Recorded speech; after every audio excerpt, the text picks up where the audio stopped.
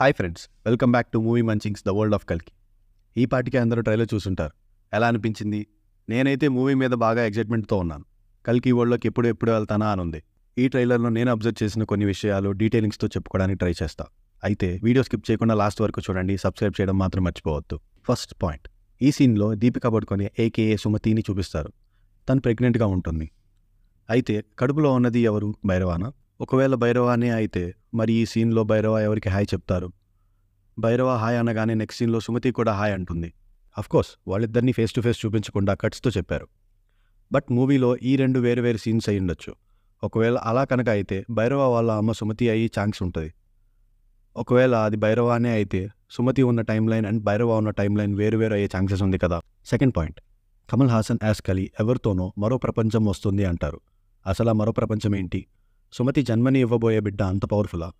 పుట్టని ఒక బిడ్డ కోసం ఎంతమంది చస్తారు? అసలు దేనికి ఇదంతా? Third point, Amitabh Bachchan as Ashwatthama కూడా సుమతి కడుపులో ఉన్న బిడ్డని ఉద్దేశిస్తూ నువ్వు కనబోయేది మామూలు ప్రాణం కాదు, సృష్టిని అంటారు. అసలు ఇంకా పుట్టని ఆ బిడ్డకి అంత ఇంపార్టెన్స్ ఏంటి? ఫోర్త్ పాయింట్, ఒక సీన్లో గమనిస్తే అశ్వత్థామ అండ్ భైరవ ఫైట్ చేసుకుంటారు. మరి సుమతి కొడుకు భైరవ అయితే వాళ్ళిద్దరు ఫైట్ చేసుకోవాల్సిన సిచ్యువేషన్ ఏంటి? ఫిఫ్త్ పాయింట్, ఎన్ని డౌట్స్ రేస్ అయ్యాక నాకు ఒకటే అనిపించింది, కల్కిని ఇంకా మనకి చూపించలేదు. ప్రభాస్ కల్కి కాదు. మరి కల్కి ఎవరై ఉంటారు? సరే, ఇవన్నీ ఒక ఎత్తు అయితే అసలు 2898 ADలో ప్రపంచం నాశనం అయిపోయే స్టేజ్కి వచ్చినప్పుడు, భూమి మీద చుక్క నీరు లేనప్పుడు అదేదో కాంప్లెక్స్లోకి వెళ్ళడానికి ట్రై చేస్తూ ఉంటారు అందరూ.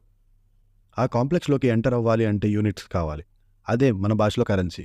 యూనిట్స్ కావాలంటే బౌంటీలని పట్టుకోవాలి. అసలు ఏంటి ఈ సెటప్ అంతా? దేనికోసం? మెయిన్ యాంటాగనిస్ట్ అయిన కలి ఏమేంటి? కలికి ఏం కావాలని ఇదంతా చేస్తున్నాడు? ఇవన్నీ నా బుర్రలో పెద్ద క్వశ్చన్ మార్క్స్. సరే, ఏదైనా కానీ ట్రైలర్ మాత్రం నాకు చాలా నచ్చింది.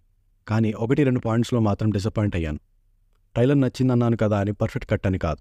బట్ మనం అర్థం చేసుకోవాల్సింది ఏంటంటే వాళ్ళు ట్రైలర్లో ఒక్కొక్క క్యారెక్టర్ని ఇంట్రడ్యూస్ చేయడం, ఆ వరల్డ్లోకి మనల్ని తీసుకెళ్ళడానికి ట్రై చేయడంలో ఎఫర్ట్స్ కనిపిస్తున్నాయి. సో ట్రైలర్ కట్ పెద్ద సమస్య కాదు ఇక్కడ. ఇంకోటి ఏంటంటే సినిమాలో ఉన్న హై పాయింట్స్ మొత్తం ట్రైలర్లో చూపించినట్టు ఉంది. ఇది పూర్తిగా నా అభిప్రాయం మాత్రమే. ఐ హోప్ మూవీలో ఇలాంటి ఎన్ని ఉంటాయో తెలియదు కానీ చాలా మంచి స్టఫ్ ఉంటుంది. But same scenario Saaho movie అప్పుడు కూడా జరిగింది.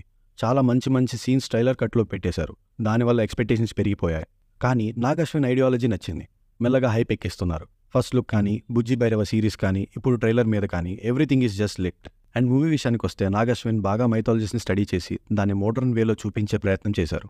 ఎందుకంటే ప్రతి బ్యాక్గ్రౌండ్ని బాగా డిజైన్ చేసుకున్నారు. ఇప్పటికే సోషల్ మీడియాలో హిడెన్ డీటెయిల్స్ అంటూ చాలా వీడియోస్ వచ్చాయి. ట్రైలర్ గురించి ఇంకొంచెం మాట్లాడుకుంటే సీరియస్ టోన్లో వెళ్తూ మధ్యలో లైట్గా కామెడీ టచ్ చేస్తూ భలే చూపించారు.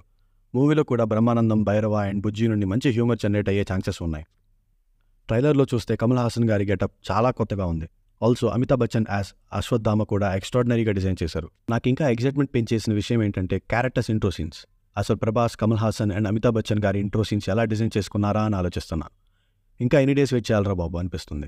థియేటర్లో పర్టికులర్గా ఈ సీన్స్ చూడాలని చాలా ఎక్సైటెడ్గా ఉన్నాను. నేనైతే ఇంకా వెయిట్ చేయలేనమ్మా. ఇలా మాట్లాడుకుంటూ ఉంటే ఆ కల్కి వరల్డ్ కోసం ఎంతైనా మాట్లాడుకుంటూనే ఉంటాం. ఈ వీడియోని ఇంతటితో ఆపేస్తున్నాను.